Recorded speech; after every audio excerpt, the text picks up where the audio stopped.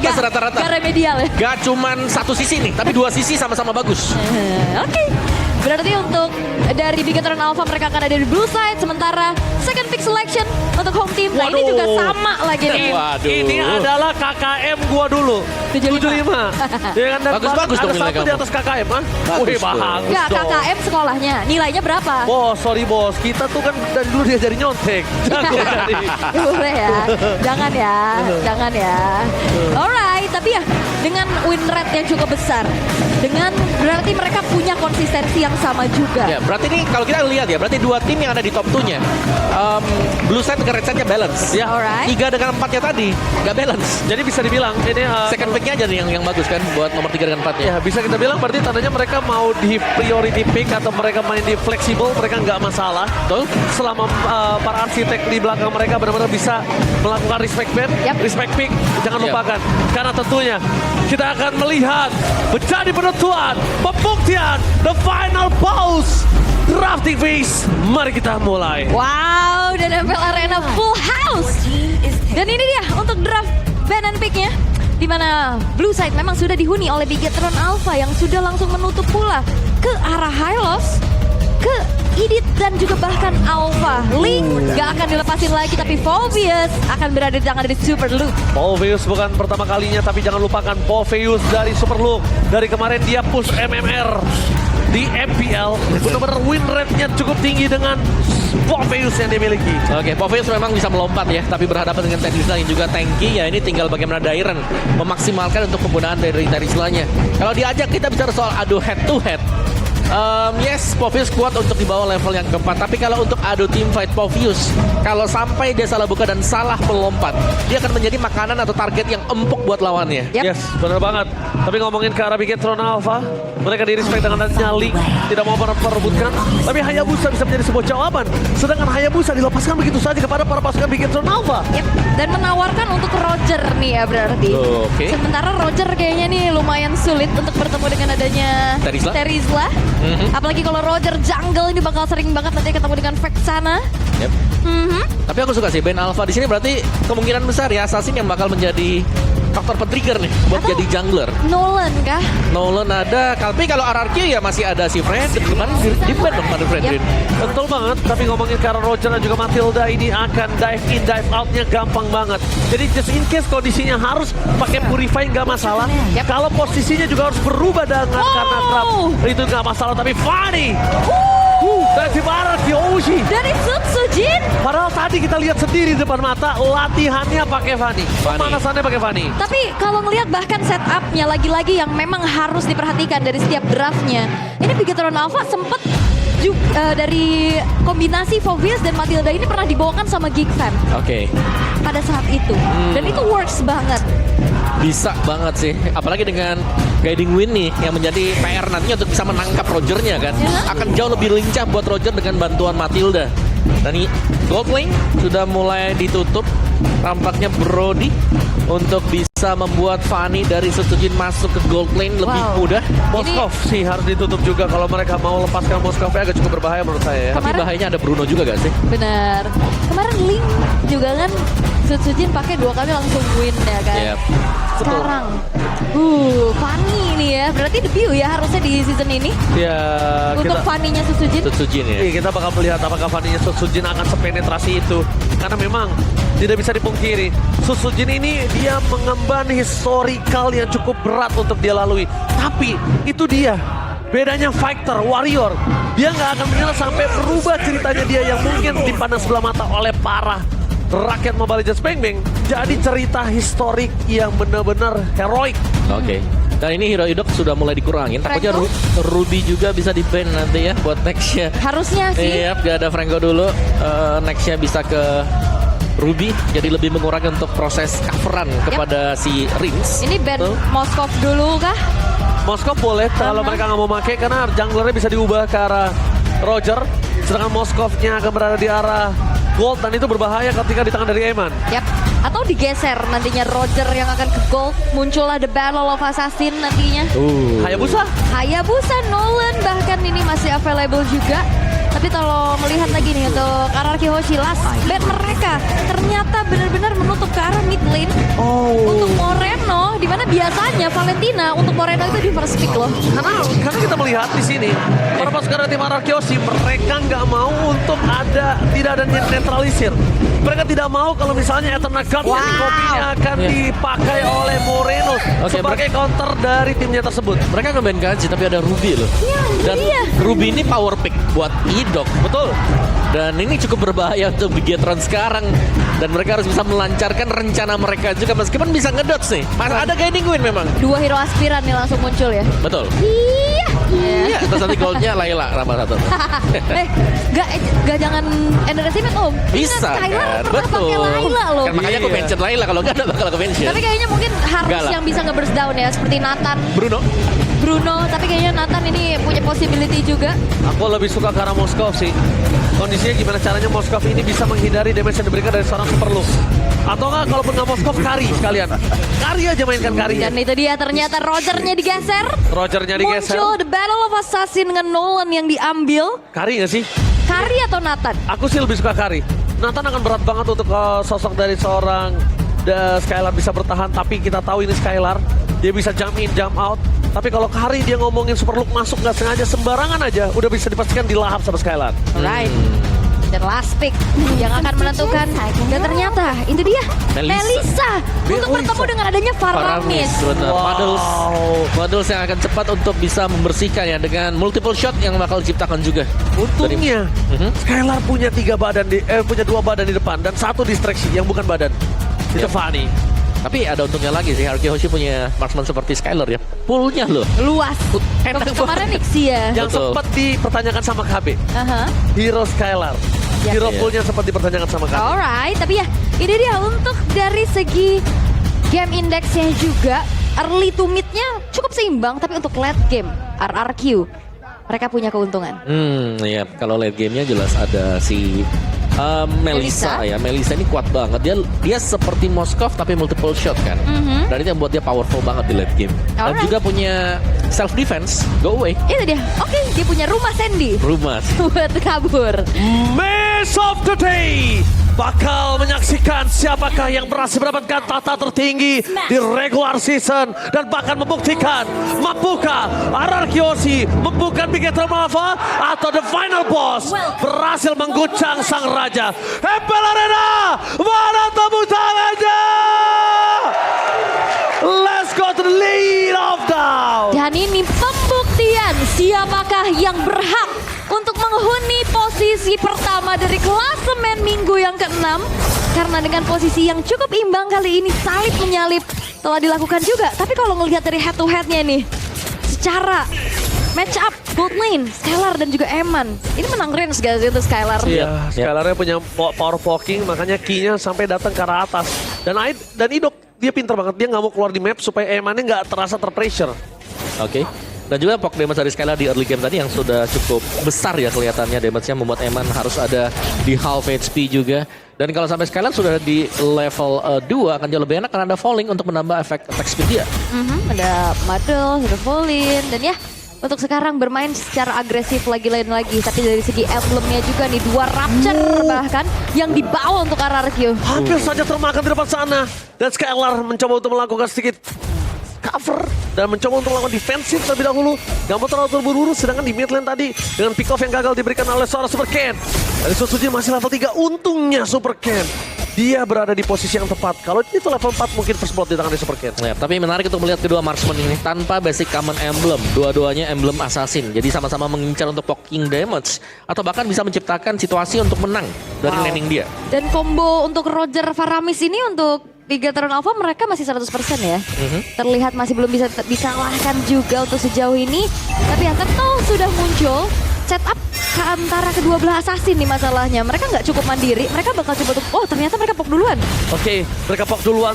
Di depan sana para pasukan dari tim RRQ mencoba untuk melakukan takeover. Super Ken sudah berada di level 4. Apakah Retribution dari seorang Sojin dengan 1 poin. Tim Solution Tyrant. Tim di depan sana. Membuat para pasukan dari tim RRQ berhasil mendapatkan sosok Super Ken. Terlalu mahal. Poin kill yang tertukar. Tidak cukup adil dengan Turtle dan juga Super Ken sebagai jungler. Dan itu dia PR-nya untuk assassin. Dan ini debut pick untuk Fanny dari Sutsujin.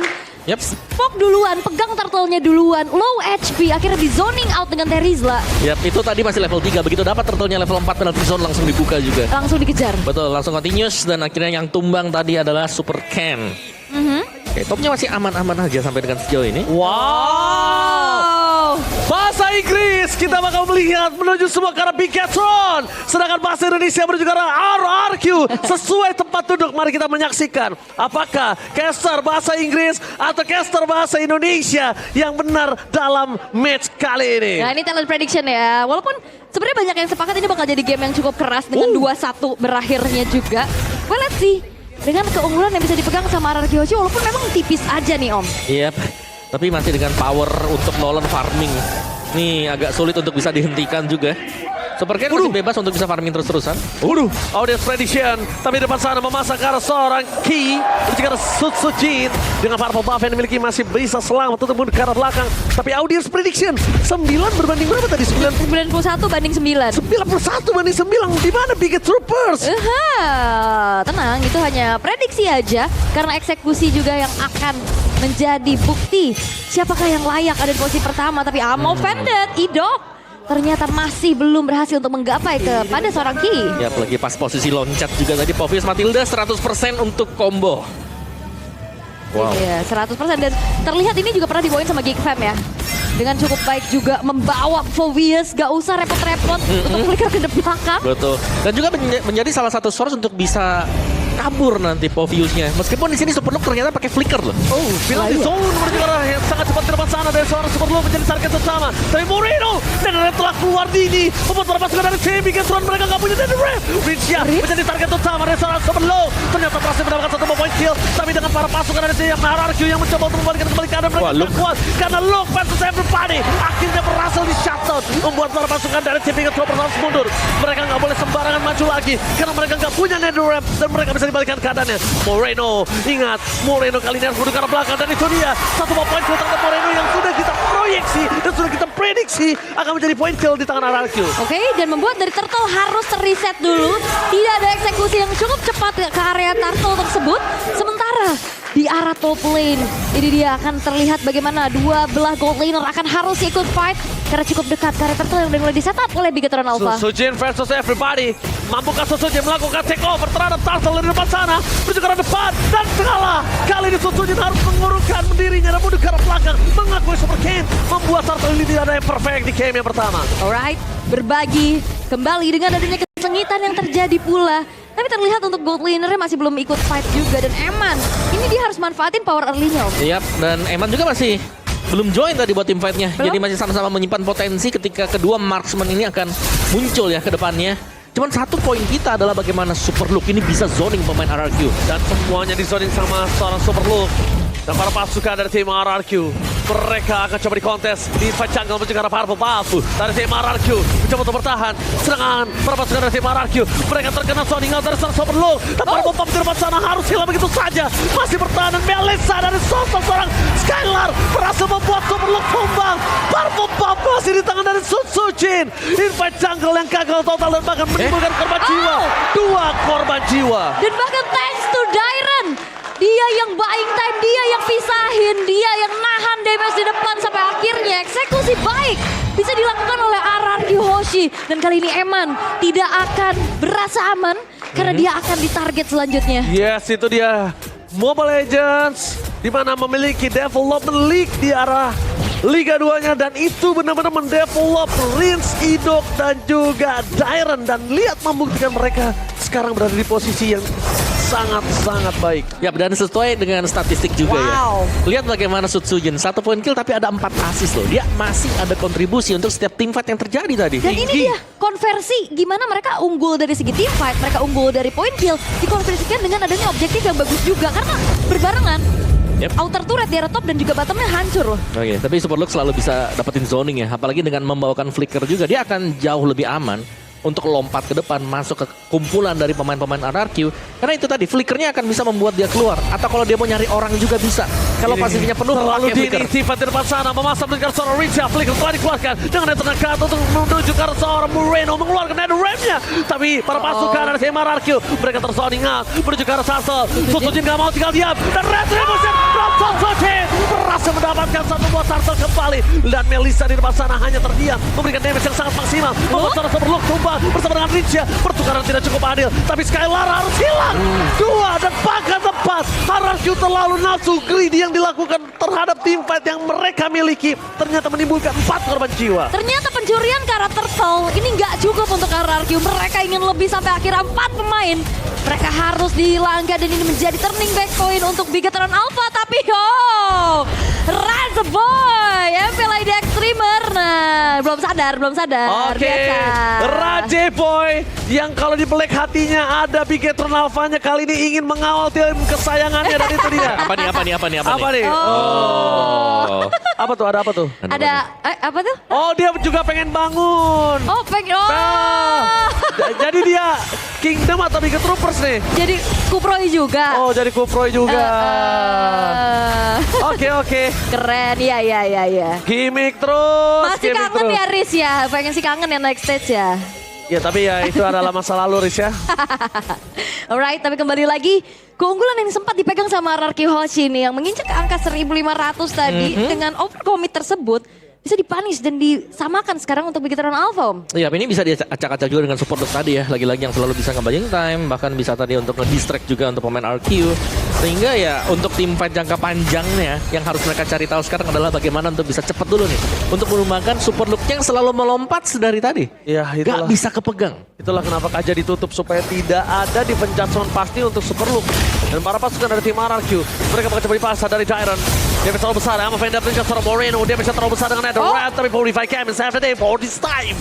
Tim RRQ Hoshi berhasil melakukan delay terhadap pick off Purple dimiliki dari tim Sutsujin. Akhirnya dari RRQ tetap berhasil mendapatkan Purple, tapi zoning out menuju ke arah Lord. Mampukah mereka melakukan takeover? Karena Superlook versus everybody kembali di depan sana. Flicker telah dikeluarkan oleh seorang Richa. Damage terlalu besar dikeluarkan oleh seorang Ijo. Terlalu sakit tepakan. Mundur ke arah belakang. Lord didapatkan dengan adanya Superlook yang hilang. Membuat para pasukan dari tim Biget Troopers harus mundur ke arah belakang. Bigetron memaksakan divide. Skylar free hit. Menuju ke arah seorang Superkin. Dan one last Superkin still survive. Yap, dan bahkan ada shield juga yang dimiliki dari seorang Matilda untuk bisa membuat akhirnya Super Ken tetap selamat pula. Dengan 1 HP lagi tadi yang harusnya bisa tumbang. Tapi Sutsujin ini masuk cukup terlambat tadi. Gak ada kontes yang bisa dilakukan juga. Sampai akhirnya trigger dari NetherRealm untuk RRQ Hoshi. Ini mereka gak langsung paksa teamfight. Ya, mereka nggak langsung pasang team fight, tapi di depan sana para pasukan dari tim RRQ. Happy birthday Superkin! Solo pick off from Sutsujin! Happy birthday! Wow.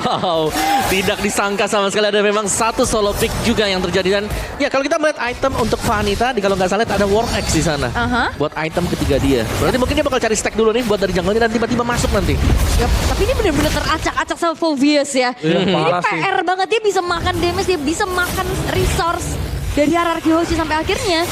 Ini Skylar masih belum cukup nih untuk bisa ngasih pop. Iya, masalahnya kalau misalnya ini terus terjadi di arah metode late game yang bahaya Superlook. Kenapa?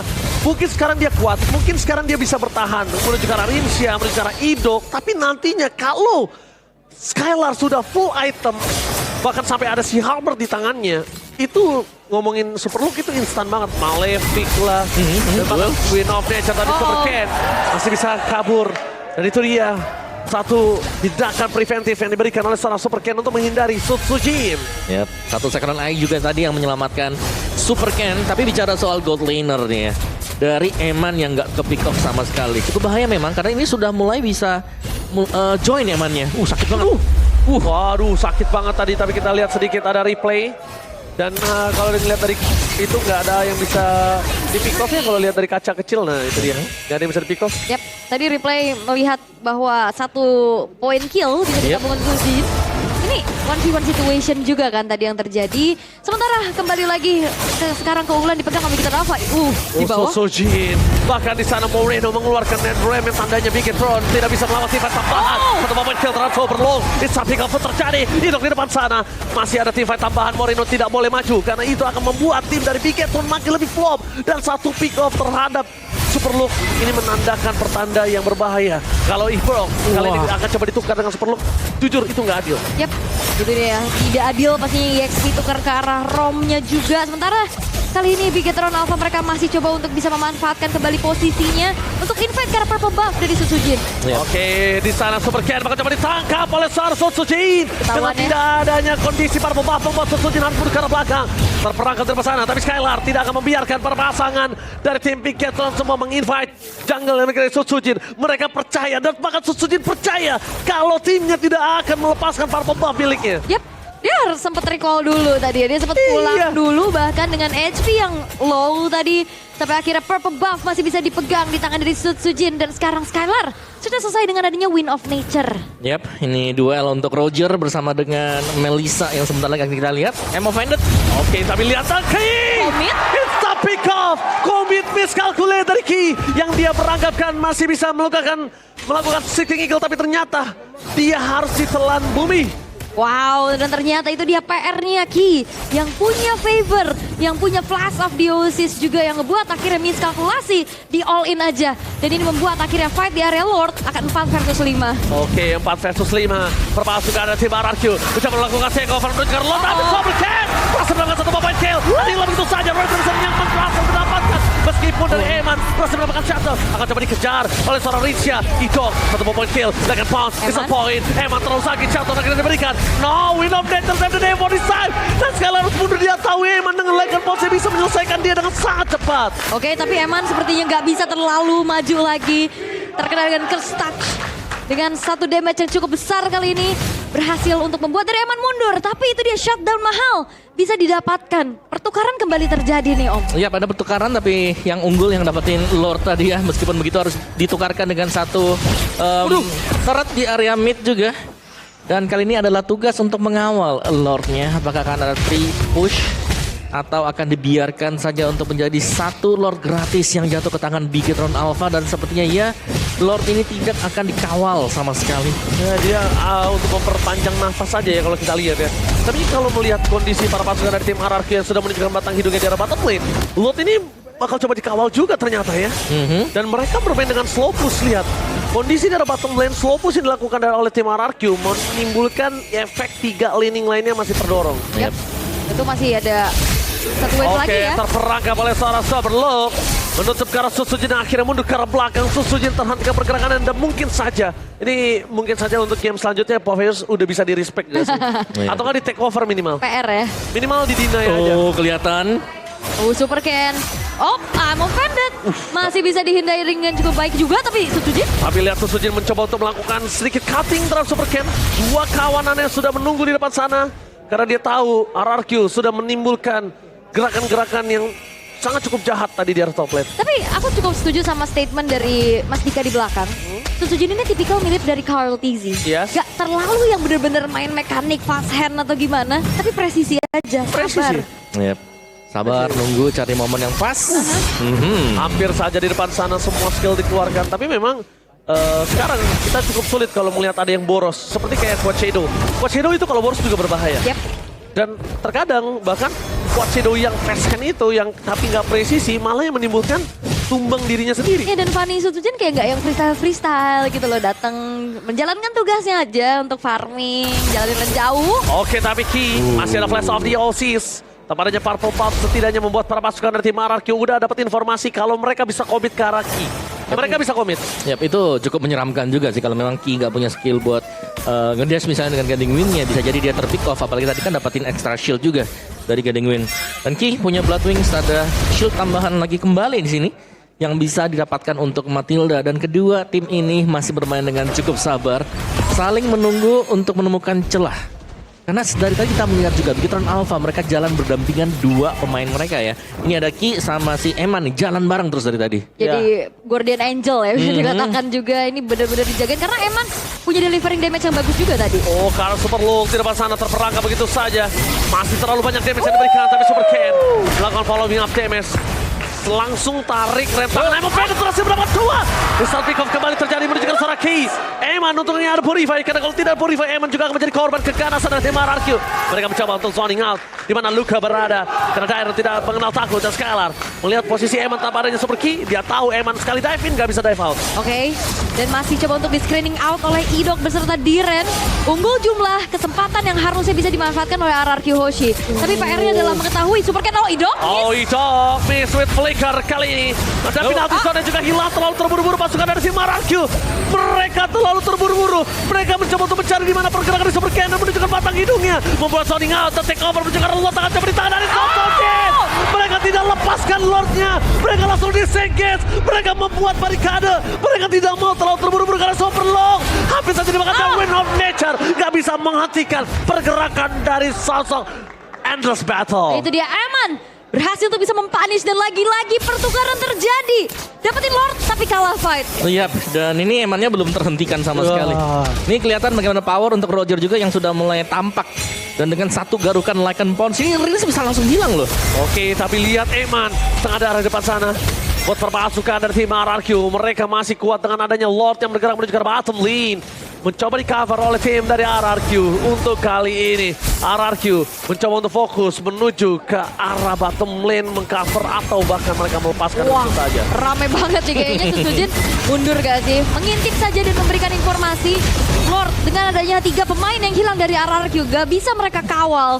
Sampai akhirnya bahkan berjalan setengah map pun tidak. Dan akhirnya bisa di-clear oleh Bigetron Alpha. Gak lewatin sungai om. Iya, nggak bisa sama sekali ya tadi. Karena sampai show pun ya tetap nggak bisa, paling cuma nyicil terus kembali lagi. Jadi better untuk clear tadi lane-nya di bagian bawah dan reset, tapi dengan keunggulan ekonomi bagi Bigetron Alpha. Alma Phantom itu juga suara super long. Moreno menyelamatkan para pasukan dari tim Bigetron. Tapi tim fight tambahan kayaknya mereka harus urungkan karena mereka tidak memiliki cara. So then rep satu momen kedua Susujin terkena Lycan Pulse yang on point membuat para pasukan dari tim RRQ kehilangan 2 pemainnya. Super Cat menuju ke arah belakang, target sama mereka adalah seorang Tyrant dengan adanya 2 dan pangkat 3 pemain. Ini bencana di tangan dari RRQ, terlalu terburu-buru menimbulkan hasil yang tidak baik. Dan itu dia RRQ Hoshi, mereka terpanis dengan adanya masuk satu persatu. Susujin, akhirnya Idok dan bahkan Diren yang mau coba untuk bisa memberikan sedikit following up damage dan akhirnya menyerahkan nyawa. Jangan lupakan RRQ biasanya dia kalah dengan dirinya sendiri, dan bahkan mereka kehilangan seorang Idok Rince ya. Susujin dapatkan tersisa seorang Skylar, seorang diri mencoba untuk menemukan dirinya dan wipe out. Ini bencana. Untungnya tidak ada minion yang bergerak, tapi Susujin 9 detik lagi menuju ke arah lane of down. Tapi super minion yang bentar lagi akan didapatkan oleh tim Bigetron memecahkan best friend mereka yang ada di tengah. Mampukah Susujin dengan steel cable-nya mempertahankan best mereka? Lihat steel cable, Moreno fokus ke best, gak peduli apapun yang terjadi. Tampaknya best-nya masih bertahan. RRQ masih berdiri tegak. Susujin save the day. Dan itu dia sang raja yang masih ingin mempertahankan tahta, masih ingin lebih lagi karena Eman akan tetap menggaruk di sana. Eman, Lycan kepancing. Pulse terpancing begitu saja. Gak ada jalan untuk pulang. Wind of Nature gak bisa terlalu lama. Penalti bersama dengan adanya Immortality mencoba diselamatkan. Dan bahkan Eman keluar dari jeratan sang raja. Eman gak bisa sempat untuk dimakan oleh para pasukan dari tim RRQ. Dewi Fortuna masih berada di pundak Eman. Yep, Wind of Nature, Immortal dijemput. Perfect defensif dari Eman. Ya, tapi ada yang nggak perfect untuk Bigetron Alpha, yaitu mereka kehilangan top turretnya, top base turret, sementara mereka sedang fokus untuk end the game tadi. Jadi ya, ada pertukaran yang sempat terjadi juga tadi. Dan RRQ Hoshi mereka masih ada di dalam permainan berkat clear yang sangat cepat tadi dari Susujin. Iya, tapi seperti yang kita akan coba ulangi dan ingatkan kembali, RRQ Hoshi biasanya mereka kalah dengan diri mereka sendiri. Dan masih belum ada teamfight yang benar-benar ngandelin Skylar dan juga inisiasi dari Idok plus Diren Belum. untuk RRQ. Terlalu berat nampaknya di sana untuk seorang Skylar bisa bertahan seorang diri dengan full item, dan itu dia akhirnya dia memiliki si Albert menuju ke arah free hit dari belakang. Skylar bahkan coba dijemput, Richa mencoba untuk melindungi seorang Skylar dengan item terdekat, tapi Susujin kali ini berhasil mendapatkan lot, mundur ke arah belakang, berhasil ditumbangkan, tapi tim RRQ masih punya nafas. Mereka harus pulang, mereka nggak boleh ada tumbang. Immortality yang dimiliki para pasukan dari tim RRQ cukup di situ saja, tapi Dairon gak ada jalan untuk pulang, dan bahkan Eman Paitam coba dilakukan oleh seorang Dairon, dan lihat masih hilang begitu saja Winter Crown. Dairon Again mencoba untuk bertahan, dan Paitam yang sangat mahal diberikan. Ini bukan pertama kalinya Dairon menunjukkan outplay-nya. Ya, dengan Tenisla pula dan bahkan Oke, dipaksa. Superlook dipaksa Emma pengen ditukarkan Skylar harus tumbang dan ini bencana Ararjo kehilangan game yang pertama dan the final boss berhasil nge-secure game yang pertama dengan peratan Superlook Yap, dan itu menjadi dia. poin utamanya. Wow, Superlook mengacak-acak setup dengan eksekusi dari Eman yang begitu manis. Lagi-lagi decision menjadi satu keunggulan untuk Bigetron Alpha. Mereka merelakan Lord, mereka kecurian Lordnya, tapi team fight mereka menangkan sehingga itulah hal yang harus dibayar oleh RRQ Hoshi. Wow, kesabaran untuk Bigetron Alpha tadi. Lihat bagaimana Eman yang tidak join team fight dari early game, tapi impact yang diberikan Eman ketika menginjak ke late game. Sekali Lycan Faunus, beberapa nyawa akan langsung menghilang juga. Dan trade off dari Bigetron Alpha, mereka memang kehilangan Lord, tapi selalu dibayar juga dengan kehilangnya 2-3 pemain RQ Hoshi. Yes, dan lihat Superlook kali ini menjadi poin utama melakukan zoning out tugasnya, job desk-nya. Bahkan dia melakukan lebih dari job desk-nya. Dan Super Ken, dia cukup sulit, cukup capek untuk bisa menghindari pergerakan dari Susujin. Cukup sulit untuk bisa menggawangi para pasukan dari tim Artiosi. Dan untuk kondisi kali ini, mungkin Eman akan menjadi MVP. Tapi tanpa adanya Superlook, Eman tak akan bisa apa-apa. Yap, dan ini dia untuk game highlightnya juga. Terlihat targeting sebenarnya untuk Rins ke arah belakang yang nggak bisa kemana-mana lagi. Dan Ki, permainan Kating ini akan menjadi satu buah kekuatan Matilda Faramis, Om. Iya, Matilda Faramis ya. Dan juga ini long team fight sebenarnya yang bisa dijalankan. Meskipun ada yang tumbang, masih akan ada lagi kembali. Dan dari early game Superlook yang melompat terus-menerus dengan Infernal Pursuit yang dimiliki oleh Povius Revamp. Dan membuat mereka bisa selalu melakukan zoning kepada lawannya juga. Jadi dari early game power Superlook sudah mulai terlihat, di late gamenya power dari Eman keluar juga. Dan tidak kita lupakan masih ada Super Ken, masih bisa farming dengan Nolan yang sangat cepat. Wow. Game pertama yang luar biasa memberikan entertain show untuk kedua belah pihak.